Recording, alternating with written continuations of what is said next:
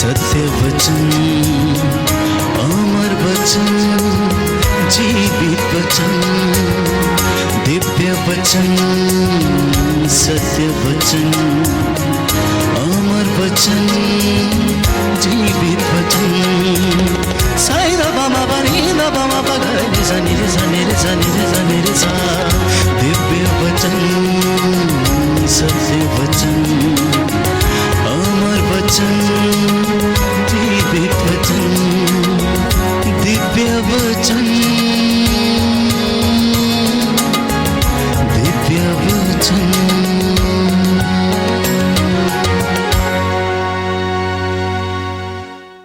सबको जय यीशु की। प्रियजनों, आज एक ऐसे विषय पर हम मनन चिंतन करेंगे जिसके विषय में अधिकांशतः लोग समझने में असमर्थ हैं, अर्थात स्वर्ग का राज्य। स्वर्ग का राज्य क्या है, जिसके विषय में प्रभु यीशु ने कहा कि स्वर्ग का राज्य निकट आ गया है, पश्चाताप करो, सुसमाचार में विश्वास करो। फरीसियों ने भी ईसा से पूछा कि स्वर्ग का राज्य कब आएगा, स्वर्ग का राज्य कैसा होगा। पर यीशु उन्हें समझाते हैं पर सीधा जवाब नहीं देते हैं। प्रभु यीशु की भाषा शैली इतनी अनोखी थी, उनके उत्तर देने का तरीका इतना अनोखा था कि प्यारे भाइयों और बहनों, वो लोगों को सिखाने और समझाने के लिए इन तमाम उदाहरणों का उपयोग किया करते थे। अनेक उदाहरणों से, दृष्टांतों के द्वारा वो लोगों को शिक्षा देने का प्रयास करते थे। तो लूकस के सुसमाचार अध्याय 17 पद संख्या 20 में हम पढ़ते हैं कि फरीसियों ने यीशु के पास आकर उनसे पूछा कि स्वर्ग का राज्य कब आएगा। यीशु उन्हें समझाते हैं पर कोई सीधा जवाब वो नहीं देते हैं। प्रभु यीशु के शिक्षा देने और सिखाने का यह एक तरीका था जो अपने आप में अनोखा था। उनकी भाषा शैली, उनके समझाने का जो ढंग था, प्यारे भाइयों और बहनों, वो अपने आप में विचित्र था। वो लोगों की रोजमर्रा की जिंदगी में इस्तेमाल होने वाली चीजों को अधिकांशतः अपने दृष्टांतों में इस्तेमाल करते थे। उदाहरण के लिए राई का दाना, भेड़ और गडरिया, अंगूरी और दाखलता, और ऐसे अनेक उदाहरण लोगों की रोजमर्रा की जिंदगी में से वो लेते और उन्हें समझाने का प्रयास करते थे। और इसके द्वारा वो लोगों को उनकी प्राथमिकताओं पर फोकस करने के लिए कहते थे। उनका एक ही ध्येय था कि लोग अपने जीवन में अपने आध्यात्मिक और मानवीय मूल्यों पर अधिक ध्यान दें और उन्हें अपने जीवन में लागू करें। उदाहरण के लिए, जब यीशु ने 5000 लोगों को खिलाया 5 रोटियों और 2 मछलियों से, तो लोग उनके पीछे आने लगे, भीड़ की भीड़ उनके पीछे आने लगी। और यीशु ने उनसे कहा कि तुम अनश्वर भोजन के लिए मेहनत करो। मैं जानता हूं कि तुम यहां पर क्यों आए हो, क्योंकि तुम खाकर तृप्त हो गए हो और तुम चिन्ह और चमत्कार देखना चाहते हो, परंतु जीवन की रोटी मैं हूं, जो मुझे खाता है उसे अनंत जीवन प्राप्त है। इसलिए तुम उस अनश्वर भोजन के लिए प्रयत्न करो, मेहनत करो, जो सदा बना रहता है। इसी प्रकार हम देखते हैं कि यूहन्ना के 2 शिष्य यीशु के पास पूछने के लिए आए कि क्या आप वही हैं जो आने वाले थे या फिर हम किसी और का इंतजार करें। लूकस का सुसमाचार अध्याय 7 पद संख्या 19। तो यीशु उनका ध्यान चिन्ह और चमत्कारों की ओर आकर्षित करते हैं और उनकी प्राथमिकताओं को उनके सामने रखते हैं। प्रभु यीशु ने उनसे कहा कि तुम क्या देखते हो?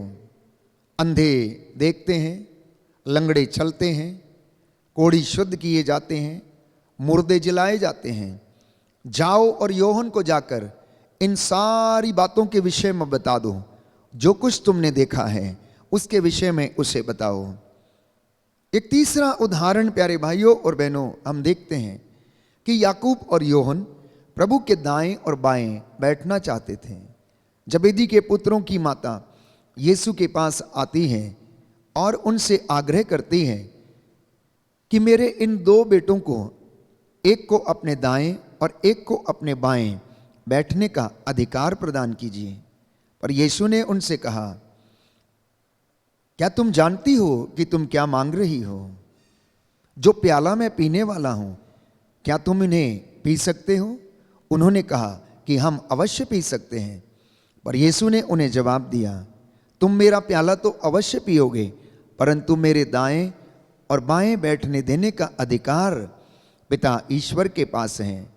तो प्यारे भाइयों और बहनों, प्रभु यीशु याकूब और योहन को, जो दाएं और बाएं बैठना चाहते थे, उन्हें विनम्रता का पाठ पढ़ाते हैं।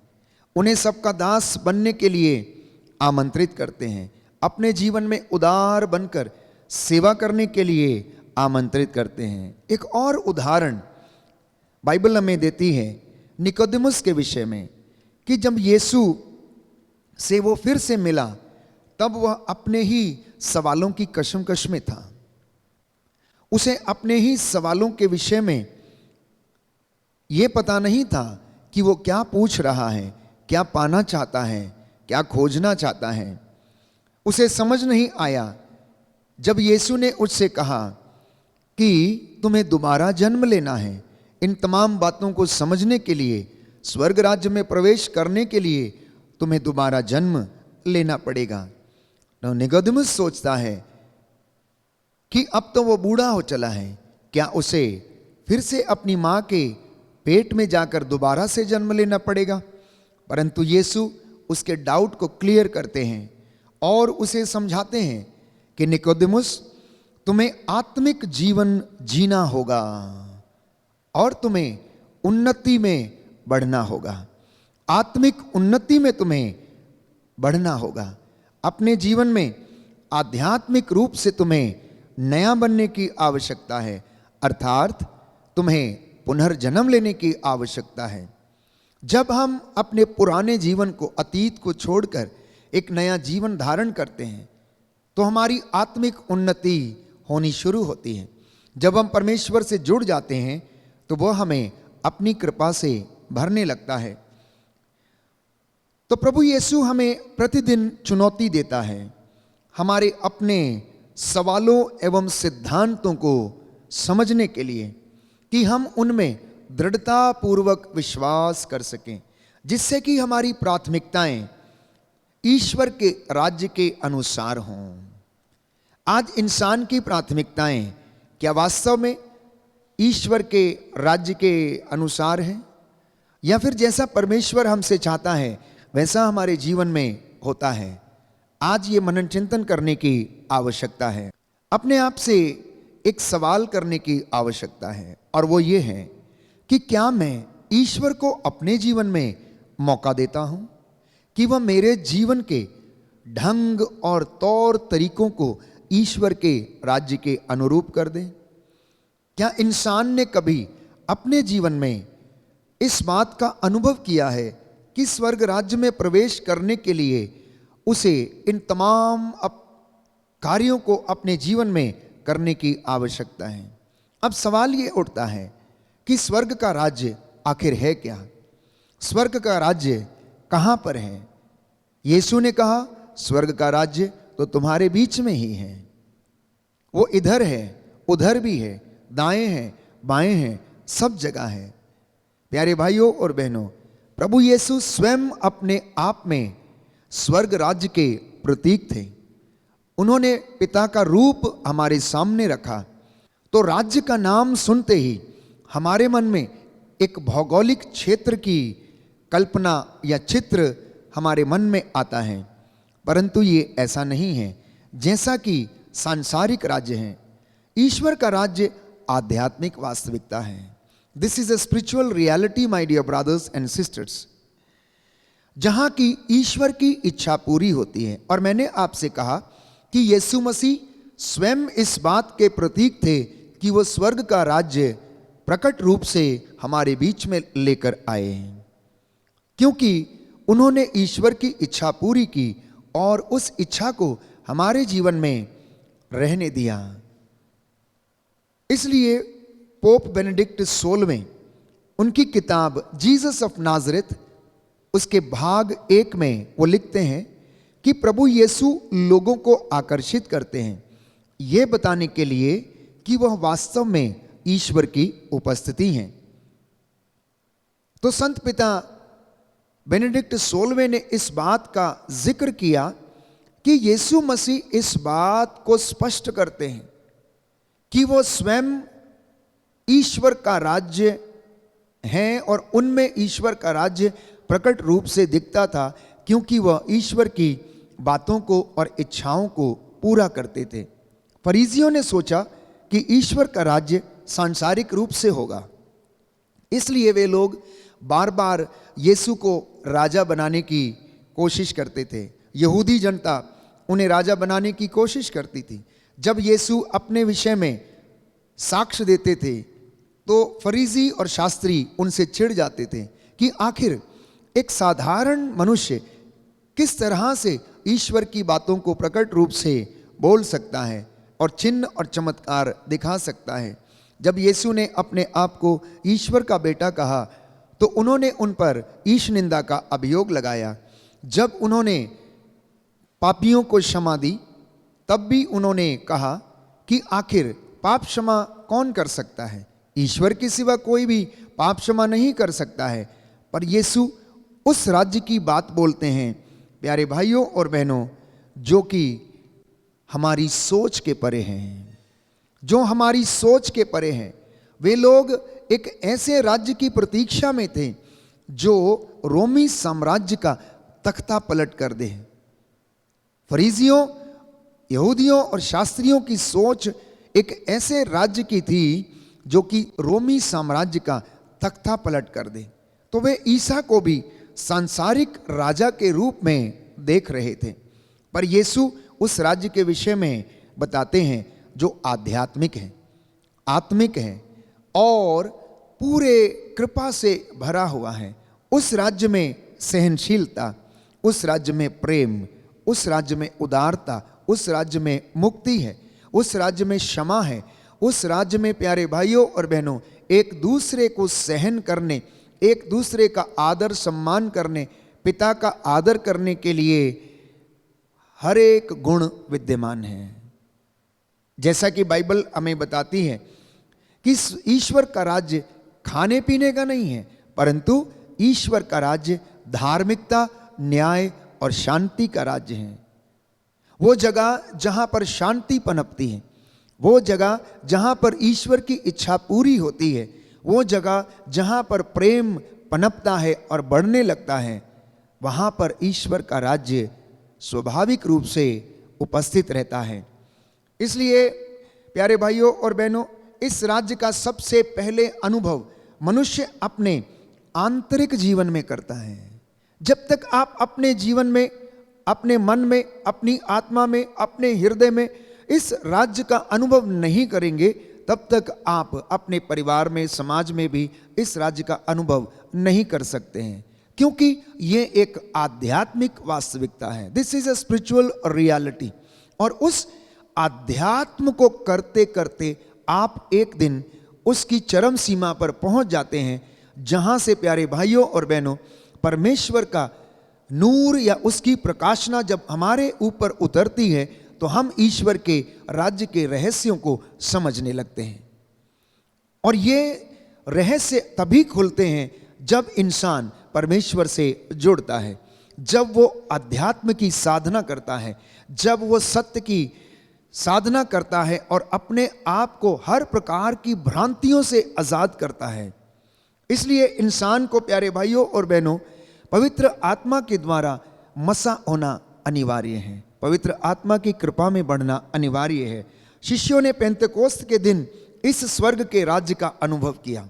जब पवित्र आत्मा उनके ऊपर उतरा तो फिर वे लोग चुप नहीं रहे। इससे पहले वे लोग डरे हुए थे, इससे पहले वे लोग चुप थे, एक अंधेरी कोठरी में अपने आप को बंद करके बैठे थे, इस डर के कारण कि कहीं यहूदी शासक महायाजक उन्हें पकड़कर ना मार डाले हैं।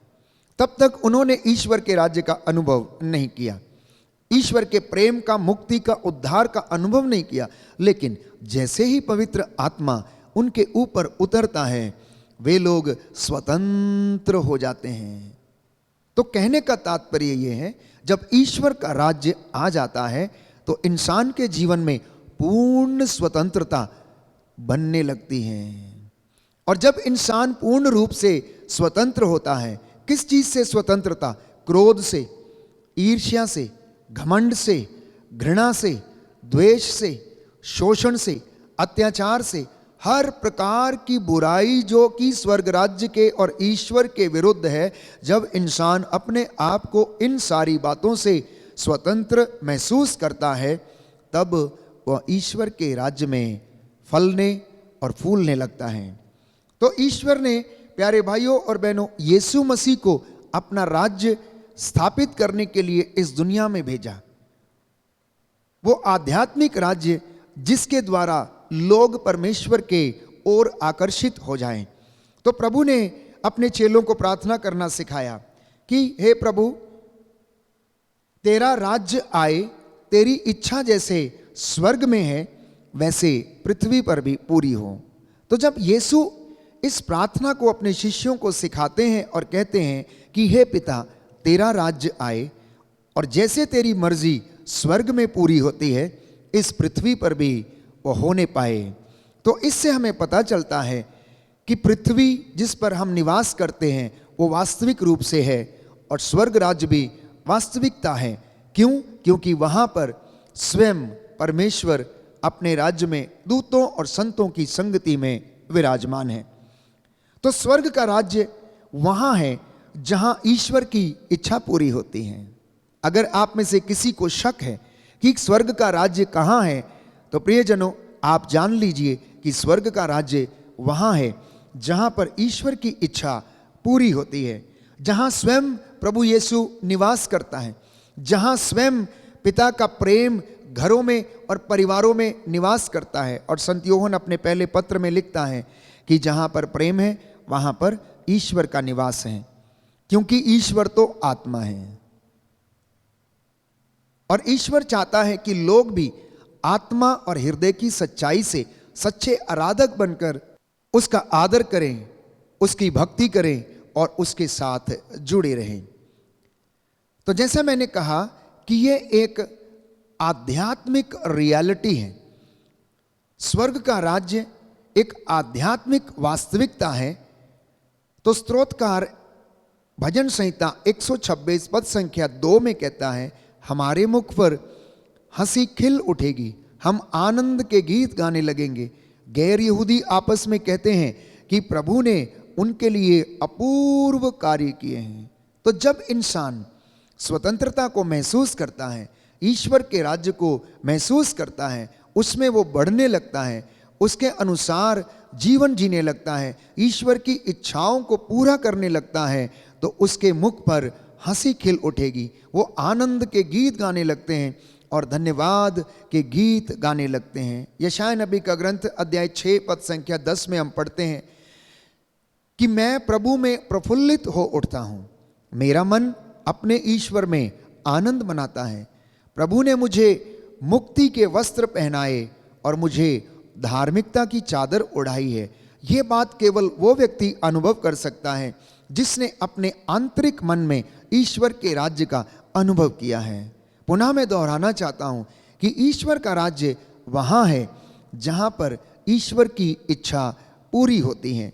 पेतरुस का पहला पत्र अध्याय 1 पद संख्या 8 में हम पढ़ते हैं कि आपने उन्हें कभी देखा नहीं है, जिस ईश्वर की हम आराधना करते हैं, जिस ईश्वर की हम इबादत करते हैं, जिस ईश्वर के पास हम नित्य प्रतिदिन जाते हैं, अपने निवेदनों को प्रकट करते हैं और उसकी दुहाई देते हैं, उसके विषय में संत पौलुस लिखता है कि आपने उन्हें कभी देखा नहीं, फिर भी आप उन्हें प्यार करते हैं। तो यह ईश्वर की कृपा है जो वरदान स्वरूप हमें मिली है कि हम ईश्वर को यदि देखते नहीं भी हैं तब भी हम उसे प्यार कर पाएं।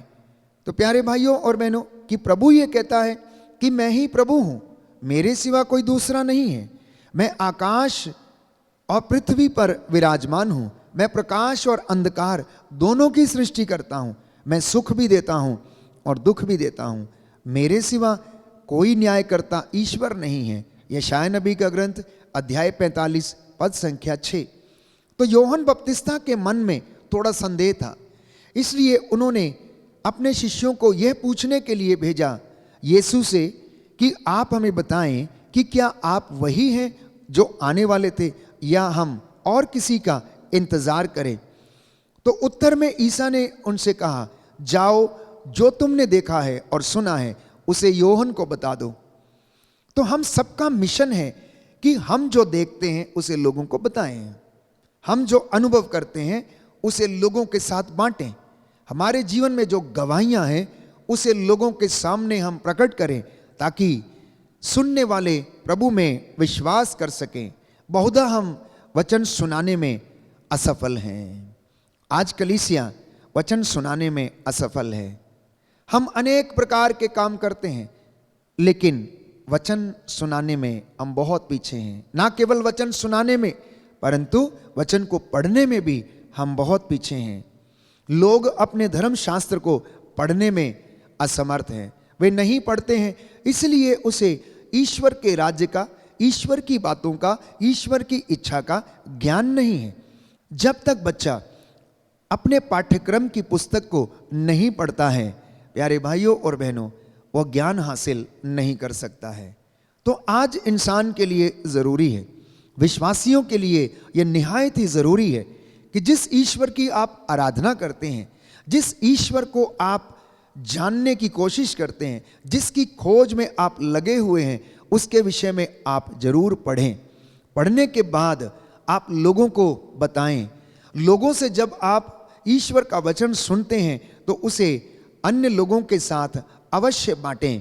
प्यारे भाइयों और बहनों, आज हमें क्या सुनने को मिलता है, क्या देखने को मिलता है? सुबह सुबह जब हम उठते हैं तो सबसे पहला जो न्यूज़पेपर आप देखते हैं उसमें प्रियजनों सारी बैड न्यूज़ हमें मिलती हैं। कहाँ पर चोरी हो गई, किसका कत्ल हो गया, किसकी बुराई हो गई, कहाँ पर एक्सीडेंट हो गया, और ऐसी तमाम बातें जो अखबार आप तक पहुँचाता है, अधिकांशतः वो नकारात्मक समाचार, नेगेटिव न्यूज़ जो है आपके सामने रखता है।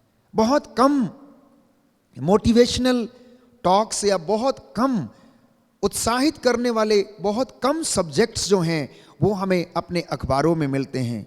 और सुबह उठकर इंसान सबसे पहले उन बातों को पढ़ता है। मैं ये नहीं कहता कि आप अखबार ना पढ़ें, परंतु मेरी आपसे गुजारिश है कि सबसे पहले उठकर आप विश्वास की साधना करें, अध्यात्म की साधना करें, अपने धर्मशास्त्र को पढ़ें, क्योंकि धर्मशास्त्र आपको जीवन में मुक्ति प्राप्त करने का रास्ता दिखाता है। ईश्वर कैसा है, कैसा दिखता है, वो क्या करता है, उसके विचार क्या हैं, उसकी इच्छा क्या है, इसका पता केवल और केवल धर्मशास्त्र हमें बताता है। प्यारे भाइयों और बहनों, इसलिए आज मेरे और आपके लिए ये ज़रूरी है कि हम परमेश्वर के शुभ समाचार को सबसे पहले प्रातः उठकर पढ़ने की, सुनने की और सुनाने की कोशिश करें, जिससे कि वो आपको मन को आनंदित करे, जिससे कि वो आपके मन को प्रोत्साहित करे, आपके बच्चों को उत्साहित करे और पूरा दिन आपका सकारात्मक ऊर्जा से भरा रहे। आप अखबार दिन के किसी भी समय में पढ़ सकते हैं। जरूरी नहीं है कि आपको बिस्तर से उठकर केवल अखबार पढ़ना है और नकारात्मक सोच से अपने आप को भरना है। ऐसी तमाम खबरें जो आपके भावनाओं को आहत करती हैं, प्यारे भाइयों और बहनों, उनसे बचने का पूरा पूरा प्रयास करें।